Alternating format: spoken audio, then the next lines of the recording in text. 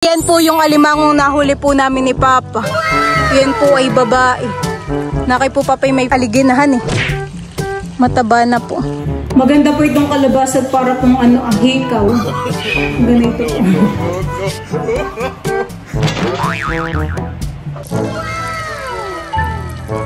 Yan pong mga kasagay, masarap din pong isasahog sa pansit honey.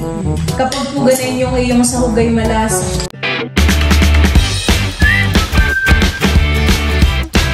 What's up mga kamilot? Welcome back sa aking channel. So for today's vlog po ay pupunta po kami ngayon ni Papa sa palaisdaan. Bali kami po doon ay mamamandaw po ng bubong ditiklok. At kapag po yun ay may huling mga kasagay, ilalaho ko po sa ginisang kalabasa. Ayan, tara po samahan po ninyo kami. Kami po ni Papa ay meron pong dinala dito sa palaisdaan na bakekong. Pang ano po yan Papa? Ay, saan mo po yan nilalagay? Lalagyan pa ng pagod. Ano pong hipon ang papasok diyan? Pasayan. Ay kapag po nakapasok diyan, hindi na makakalabas. Nadalhin po muna ni Papa sa kubo. Bakekong. Lagayan daw po yan ng mga hipon. Papasok po diyan.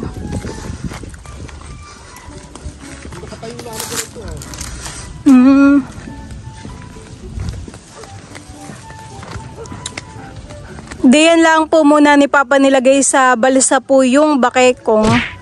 At diyan daw po idadalhin niya mamaya dun sa gitna. Bali kahapon po ay si Papa ay nagpain. Kanina lang po umaga. Ay ano po naman kaya? Kaya kami nagpain kaninang umaga. Yung alimango siya alpas. Kulang po yung panlahok natin ani. Sana naman po may kasag. Yun. Aba may babakuli po pati. Bayan po. Kahit po kasagay okay lang. Sarap ding panlahok. Bayan po yung huli namin. Lalagay po ni Papa diyan. Lalaki po ng bakuli dito hani. Ilan po bagay yung pinain mo? Abot naman po pala nung kay Papang kawayan. Hindi na kailangan lumusong. Oo, dami. 3 kasag. Ay. Tamang-tama po yan, honey. Sariwang-sariwa. Ito po yung isang kasag. Papanlahok ko po yan sa kalabasa. Nakay po pati matataba. Makakatakas pa.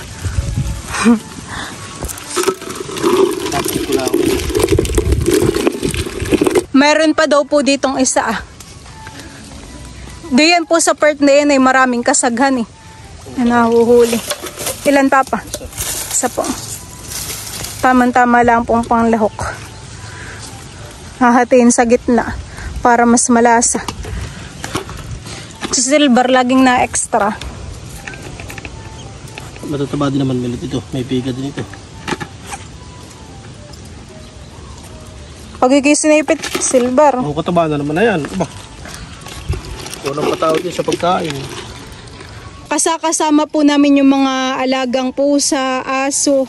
Bayan po yung 2 pusa na maulit. Ilot, mga minsan ay malapit na lang pagkuha ng mura. Yan ay ginakain ng daga. Yung isa po ay by day sa may irrigation. Nakay mabigat. Abo, kaya pala mabigat ay may alimango. Pakalpasan mo na lang Papa. Mataba pa naman ka ba? Kinain na yung yung pamain.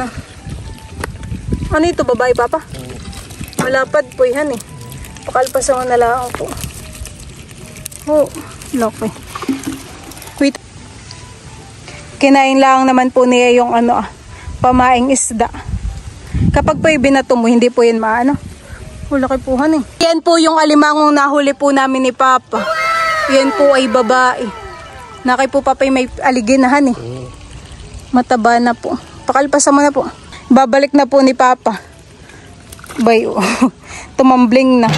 Makakabalik po yan ng kanya. Bye-bye. Umalis na po yung alimango. Yung lalak mo? Yung kunay apatin mo. Si Papa po muna dito ay nagsasalok po ng tubig para po mamaya pagbalik niya ay Bubuhatin po niya. Sasakay po sa motor. Marami po ditong puno ng kakauhan eh. Marami pong kabubunga. Kulay violet po yung kakao dito. Bayan po sa taas ang mga kabubunga. Kasi maliliit pa po. Hanggang dito sa baba ay meron. Bayan po yung mga bunga ng kakao.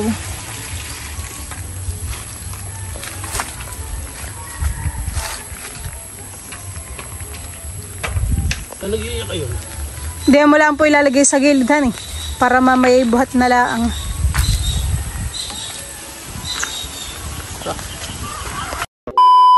Yan po mga kamilot at ito po yung aking lulutuing kalabasa. Ito po ay dalawa. Akin na po ngayong babaltan.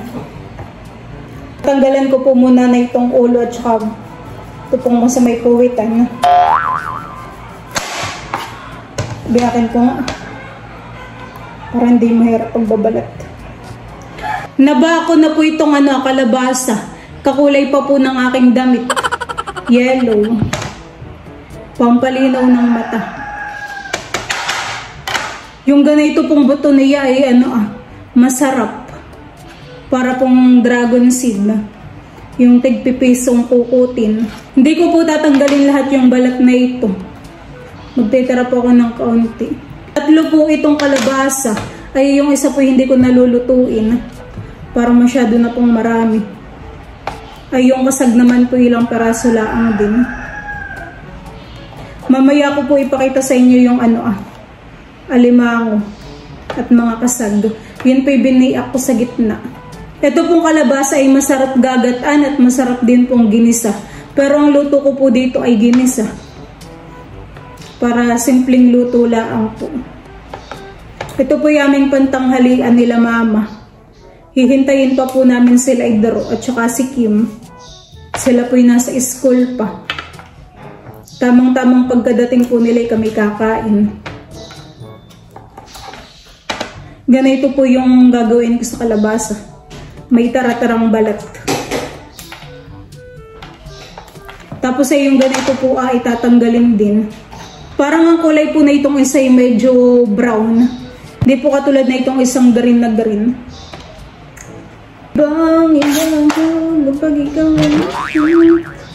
Yung ganito naman pong kalabasa ay mabilis lang ding lutuin.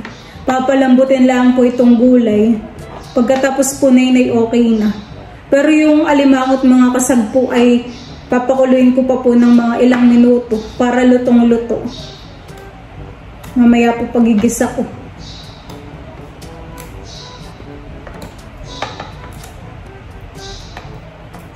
Masarap naman po sa mga gulay ay yung mga simpleng luto lang. Sustansya. Hihiwain ko pa po dito sa gitna. Para mas mabilis. Yun. Tapos ay tatanggalan ko na po na itong gitna. Itong malambot. Minamabang ko po ang amoy ng ganitong kalabasa. Para po siyang melon.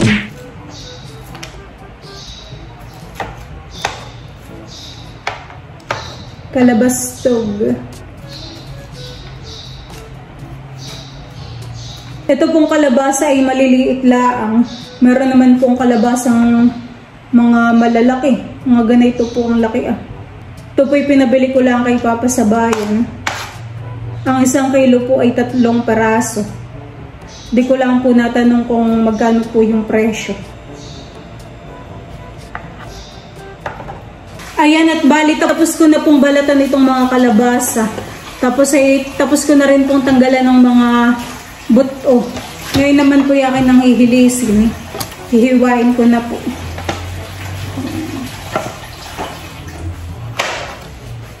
Ganito lang po yung hilis ko. Ganitong laki lang po.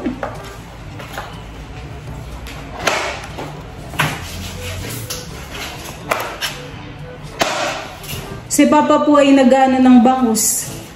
Naglilinis po yan sa likod.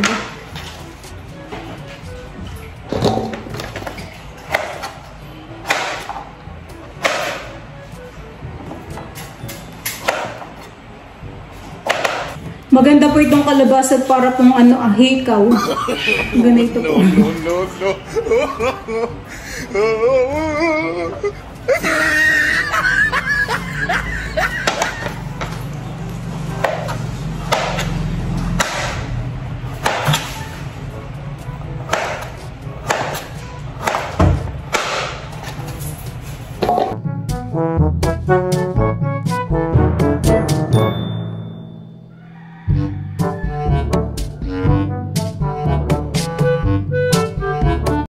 Seconds later. Yan po mga kamilot at bali ito na po yung mga kalabasa.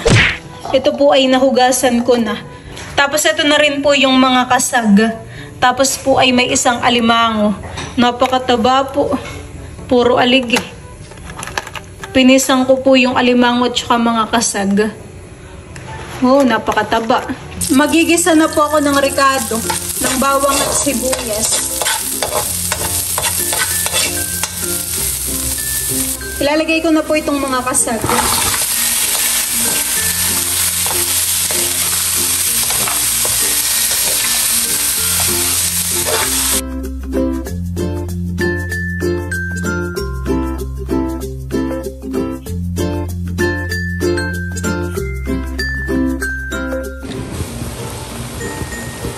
Ayan, luto na po itong mga kasag at saka po itong isang alimango.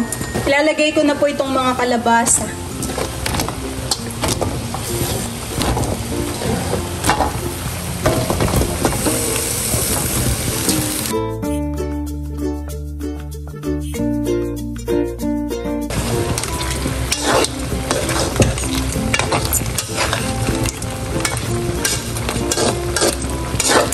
Yan po mga kamilot at luto na po itong ginisang kalabasa na mayroon pong mga kasag. Malambot na po yung gulay, kaya ito po ay okay na. Napakataba po ng alimango.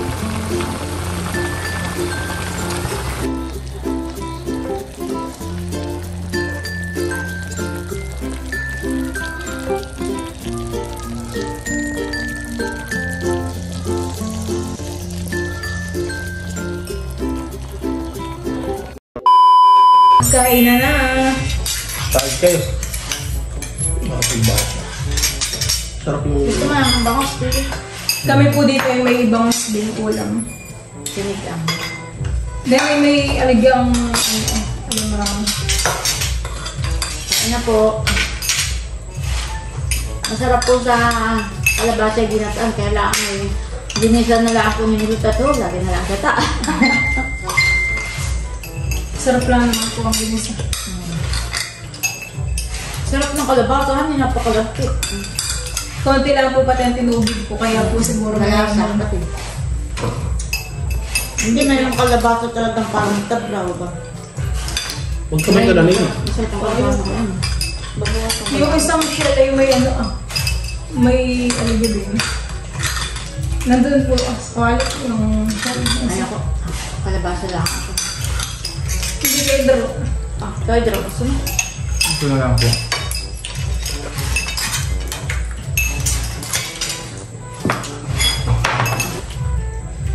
Tama na mama. Tama. Sino gusto? Ayoko.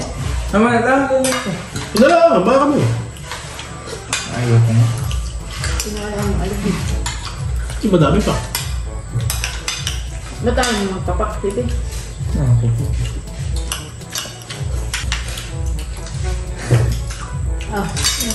Pabusin, kalabasa. Para pa lang. Sarap pa.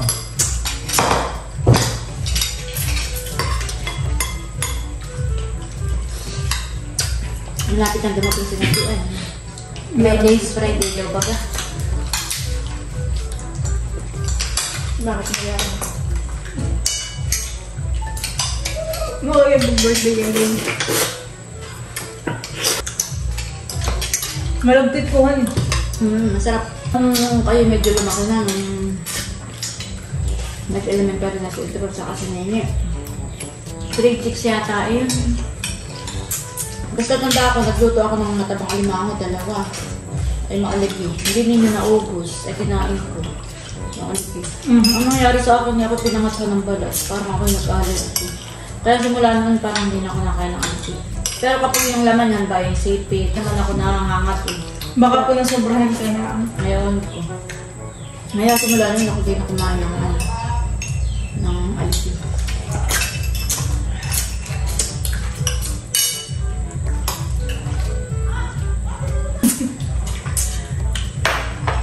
Iyan pong mga kasagay, masarap din pong isasahog sa pansit honey. Kapag po ganun yung iyong sahog ay malasa. Gawa po ng mga sabaw-sabaw ni mama. Masarap yun sa mundo. Yung sa mundo.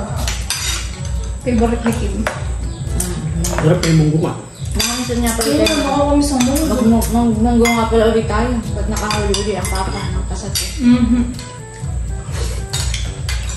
Pag po bagay kayo nagluluto yung nilalagay mo sa utangan.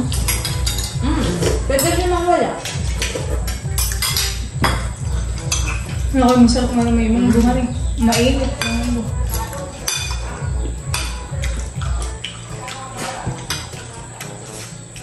Wala mo kayo silver yung ganit.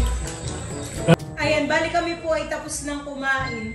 So, yun lang po mga kamilot. Thank you for watching. Sana po ay nag-enjoy kayo. See you on my next vlog.